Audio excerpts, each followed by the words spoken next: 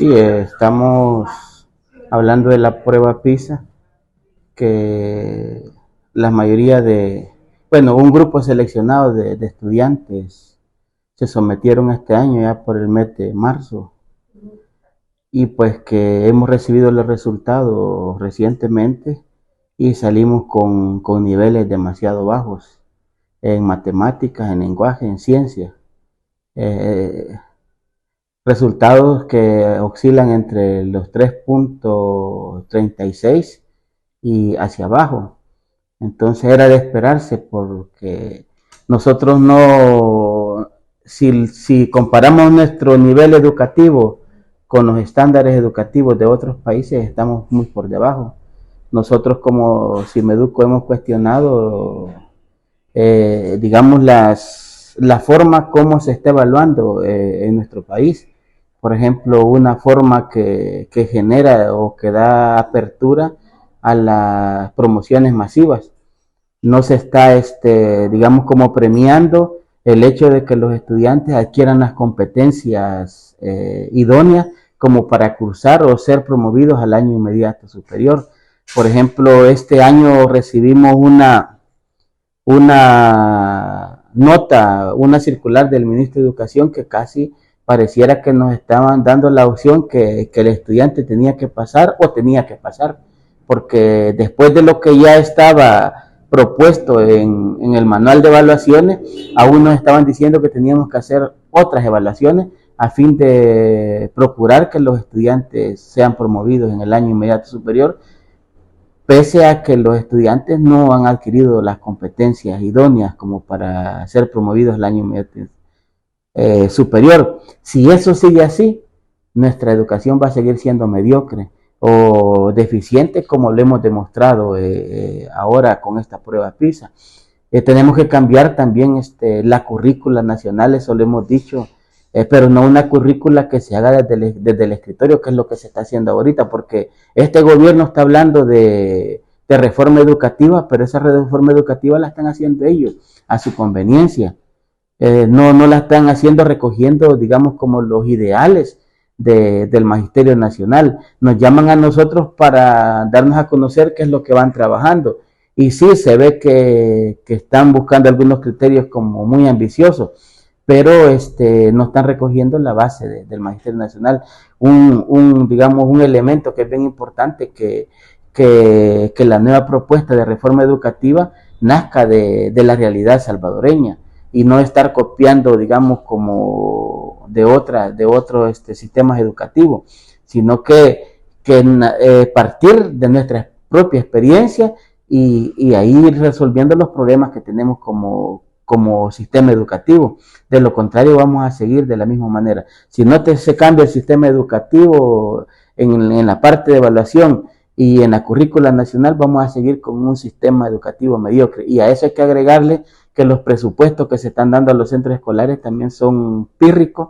Los presupuestos, imagínense una escuela que tenga 200 estudiantes que está recibiendo $1,500 al año, es una miseria que le están dando a los centros escolares, y le están apostando a otras cosas donde invierten mayor cantidad de presupuesto. Por ejemplo, cuánto invirtió el gobierno de la República de El Salvador en Miss Universo, por ejemplo.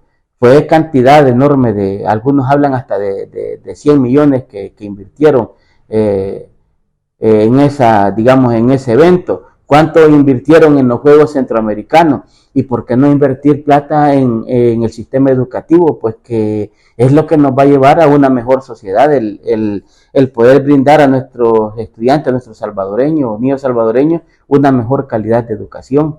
Entonces no se está haciendo eso. Imagínense cómo nos están negando el aumento salarial que por ley nos corresponde. O sea, cómo los maestros se van a sentir motivados a dar una mejor calidad educativa si nos tienen con salarios pírricos, salarios que están muy por debajo de la media a nivel de Latinoamérica.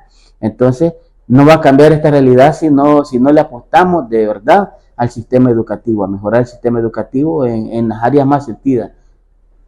Se ha venido viendo que durante este tiempo se ha estado cambiando ministro de educación.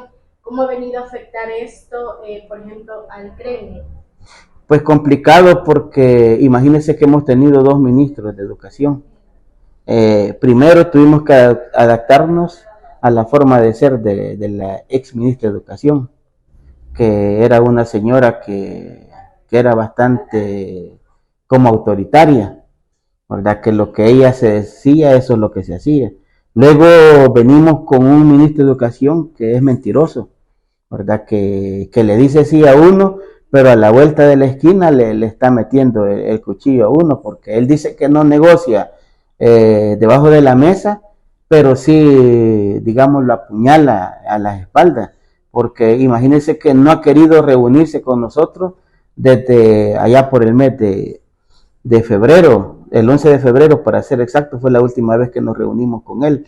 Entonces es un ministro que no quiere escuchar a los gremios magisteriales, quiere hacer las cosas a conveniencia, y lo que hace es reunirse con diferentes grupos de maestros para presentarles un proyecto diferente al que nosotros muchas veces nos hemos opuesto como gremios magisteriales. Y la ley de la carrera docente en su artículo 30 establece que todo asunto de interés para el magisterio debe ser, digamos, como discutido con los gremios magisteriales debidamente autorizados, pero él no lo está haciendo, o sea, está actuando a las espaldas del Magisterio Nacional y utilizando a los compañeros maestros que no están muy al tanto de cómo está acontecimiento, porque los maestros que están en los centros escolares, la mayoría se dedican a impartir clases. Los que estamos al tanto de cómo están aconteciendo las cosas somos los gremios magisteriales que estamos legalmente, digamos, organizados, porque nos damos cuenta de cómo ellos están trabajando, y con nosotros han negado a reunirse. Entonces es bien complicado, ¿verdad? Él está dirigiendo el Ministerio de Educación a espaldas del Magisterio Nacional, y eso no se vale. Pues imagínense, le hemos hecho varias cartas donde le hemos solicitado meses de negociación para ver el tema salarial, y hasta ahora no nos ha dado respuesta. Por eso eso ha creado o ha permitido que se lleve a una creación de la unidad magisterial, que es con la cual vamos a luchar, y que pues va a tener su respuesta en el 2024 de no ser escuchado. Actualmente, ¿cuáles son los desafíos que están enfrentando los gremios magisteriales? Primero es que no estamos siendo escuchados. Segundo, que estamos siendo perseguidos, estamos siendo amenazados. El régimen de sección se creó o lo han aprobado más de 20 veces, se supone que para perseguir delincuentes, pero lo están utilizando para amenazar a los salvadoreños, a las voces disidentes, a los que ponen oposición a la forma de actuar del gobierno. El Magisterio Nacional no es la excepción. Por ejemplo, si nosotros queremos hacer una acción de hecho, cerrar una departamental, por ejemplo, nos ofrecen que nos van a echar el régimen de sección, que nos van a aplicar el régimen de sección, o así nos quieren tener amenazados, ¿verdad?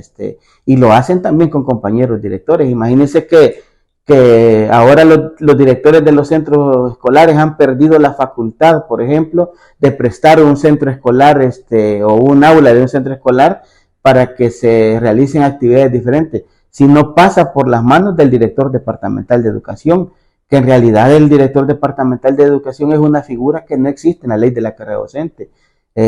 O sea que nosotros como docentes no la deberíamos de reconocer como jefe de nosotros. Los directores departamentales no son jefes de los maestros, son jefes de la unidad que ellos dirigen, que es la dirección departamental, pero no jefes de los directores y de los maestros. Pero han hecho ver esa figura como que es el jefe de nosotros, y no es cierto, ¿verdad? Entonces están asustando, están amenazando a los maestros, infundiendo miedo para que los maestros no se pronuncien.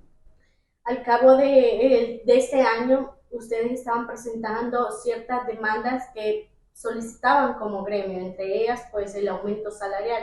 ¿Qué de todo ha sido ya resuelto de esto? La última carta que enviamos fue hace como un mes aproximadamente, comunidad magisterial, donde le solicitábamos tanto al ministro de Hacienda como al ministro de Educación una reunión donde estuvieran participando los dos entes, los dos personajes, y la unidad, los representantes de la unidad magisterial. Hasta este día no hemos tenido respuesta. Por eso el 22 de este mes vamos a dar una conferencia de prensa, vamos a convocar a una conferencia de prensa donde vamos a dar a conocer cuál es digamos, el plan de lucha que vamos a realizar. Ese día vamos a dar a conocer nuestra actividad de lucha para el mes de enero y en qué va a consistir y qué día específicamente de no ser escuchado. Ustedes como gremio, ¿cómo visualizan o cómo consideran que ha estado el cierre del año escolar? Pues el cierre escolar ha transcurrido normalmente como se había planificado, no han habido mayores pormenores, excepto los que le he mencionado de esa circular que nos envió el señor ministro de Educación, donde casi nos pedía que era obligación promover a los estudiantes que habían quedado reprobados, porque después de lo que ya está normado, aún quiere que se le haga otra prueba al estudiante que no alcance las competencias. Y pues si es posible, después quiere que le hagamos otra. O sea, al final de cuentas, pues la valoración que hacen la mayoría de maestros es que el Ministerio de Educación lo que pretende es que pasemos de grado a los docentes, aunque no hayan adquirido digamos, la experiencia adecuada o las competencias necesarias para cursar el año o llegar al año inmediato superior. Muchos docentes, para no verse complicados, porque casi que les agarró el mes de noviembre evaluando a los estudiantes, mejor decidieron promoverlos, aunque el estudiante no haya adquirido las competencias necesarias. Y en algunos casos fue necesario hablar con los padres de familia y concientizarlos de que sus hijos no habían, digamos, acumulado la experiencia necesaria como para ser promovidos al año inmediato superior, y de esa manera hemos resuelto este impasse que teníamos, porque de lo contrario íbamos a tener problemas en el sistema SIGES de poder ingresar los datos, y si no se definía si el estudiante era promovido o quedaba reprobado. Siempre en ese mismo tema, ¿cómo ha estado el grado de deserción en este año? Ya que durante la pandemia sí se daba bastante la deserción escolar. ¿En este año se ha visto un poco de eso? Fíjese que yo calculo que la deserción ha andado ahí por entre el 4 y el 5% de estudiantes a nivel nacional. Incluso creeríamos que ha sido mucho. Ha habido buena apertura de los estudiantes, han sido pocos los que han desertado en este año, y los problemas han sido básicamente el régimen de sección. Por ejemplo, muchos estudiantes, por haber sido capturados por el régimen de sección, por pertenecer a grupos delincuenciales, pues ya no se presentaron, ¿verdad? Otro grupo por miedo, ¿verdad? Han decidido quedarse mejor en las casas mientras pase esta situación, porque en algunos lugares de El Salvador nuestros jóvenes se sienten amenazados por las autoridades y tienen miedo, o sea, ser víctimas del régimen de sección. Otro grupo de estudiantes han desertado porque han sido víctimas en el sentido que sus padres han sido capturados, ya sea con responsabilidad o injustamente por el régimen de sección, y han quedado abandonados. Han emigrado ya sea de forma interna a nivel del país, o se han ido fuera del país, se los han llevado los familiares únicos que quedan. Entonces eso ha permitido que haya cierta deserción digamos, en la escuela pública. De ahí, de lo contrario, pues lo que ha habido ahora es que ha habido gran cantidad de estudiantes que no han, digamos, logrado pasar, o sea, adquirir las competencias necesarias para pasar a ser promovidos de año. Y ahí hemos tenido más problemas y dificultades en la mayoría de centros escolares, porque han habido, por ejemplo, secciones de 30 estudiantes que se han quedado 11, que se han quedado 15, la mitad de estudiantes que no han tenido, y de eso hemos tenido que negociar cuáles van un poquito mejor para que digamos, la promoción, o sea, digamos, la cantidad de estudiantes que no adquirieron las competencias y no pasaron de grado sea menos, pero al final hemos tenido que dejar gran cantidad de estudiantes reprobados. ¿A qué considera que se debe esa falta de motivación por parte de los estudiantes? Es decir, ¿es porque tal vez no cuentan con los materiales didácticos para el estudio, porque tal vez las condiciones del centro escolar no son adecuadas? ¿O a qué considera usted que se deba esta poca interacción con con la educación? Bueno, primeramente que recuérdese que este año fue el primer año después de la pandemia que hemos comenzado de manera presencial.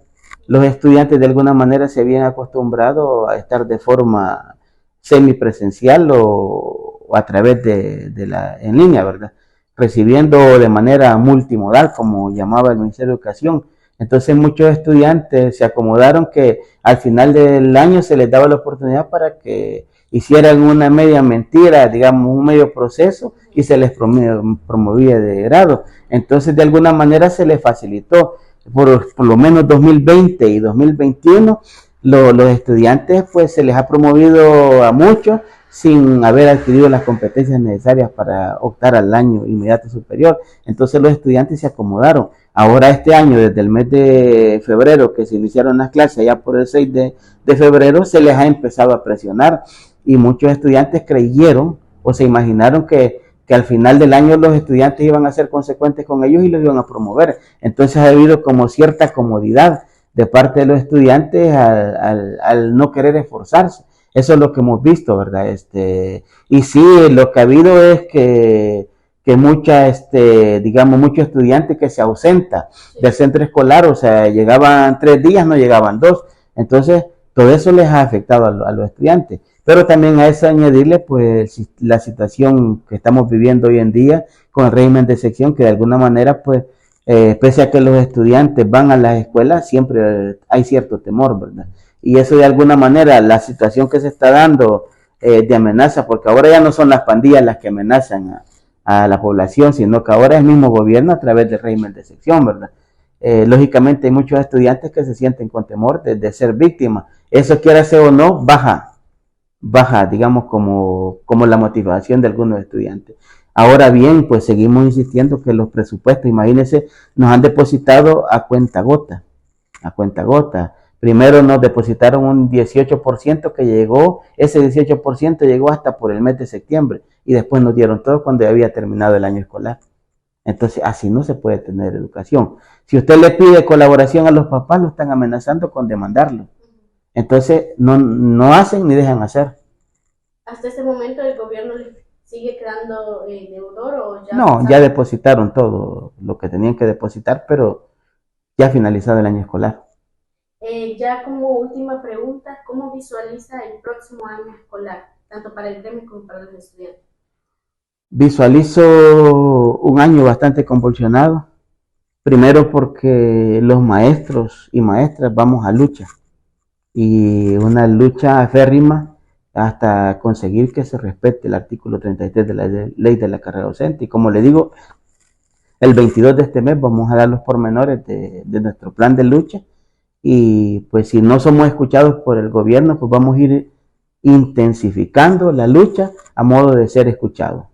No es una cuestión política porque no tiene nada que ver con política partidaria esto, sino que es un problema de violación a la ley de la carrera docente. Entonces, en la medida que nosotros vayamos haciendo diferentes actividades de lucha, vamos a entorpecer de alguna manera el año escolar. Solo para efectos de audio, ¿cuáles son las exigencias explícitas que pide el gremio hasta la fecha? Por ahorita lo que le estamos pidiendo es una mesa de diálogo para buscar una solución al tema salarial. En estos momentos no podemos hablar nosotros de propuesta, digamos, económica, porque queremos replantearnos. Le presentamos una propuesta de aumento salarial el 25 de octubre del 2022, perdón, y ahí le presentamos una propuesta integral, basándonos pues en lo que nos merecemos nosotros como docentes, ¿verdad? Hablando de una verdadera dignificación. Esa propuesta costaba alrededor de 411 millones de dólares. Lógicamente el gobierno pegó el grito al cielo por la cantidad de millones que representa, aunque han gastado más en otras áreas, ¿verdad? Y eso no les ha importado. Para el Magisterio Nacional nunca hay pisto. Entonces queremos replantearnos con una nueva propuesta, pero la vamos a hacer discutida y eso es lo que queremos. Una mesa técnica, que se instale una mesa técnica con el Ministerio de Educación para buscar una propuesta salarial que de verdad sea digna para el Magisterio Nacional, pero que tampoco sea una propuesta, digamos, que solo lo hagan para salir del compromiso. ¿Qué tan abierto está el Ministerio de Educación a colocar esa mesa? Pues hasta este momento cerrado, no tenemos respuesta de nada. Entonces la apertura la vamos a lograr nosotros en la calle.